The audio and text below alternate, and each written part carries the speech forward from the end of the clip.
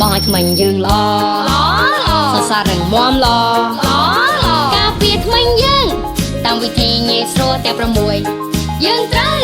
1ច្បាច់5បតឹងច្រាស់2ចាប់ច្រាស់ដូចខ្មៅដៃទី3យើងផ្អៀងច្រាស់អៀងប្រហែល45ដឺក្រេ4ដុសធ្មេញឲ្យសព្វ5ដុំដាតលើក្រោម6ពោលទឹកក្នុងមាត់ពោលឡើងពោលចុះមុនស្ដោះចេញត្រូវចងចាំជាលេង2ដងក្នុងមួយថ្ងៃ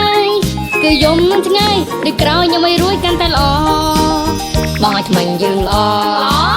សរសើររឹងមាំល្អការពារថ្មិញយើងសស្អាតនិងសុខភាពល្អកុំភ្លេចប្រាថ្នាដល់ថ្មិញដែលមានជាតិ Fluoride ណា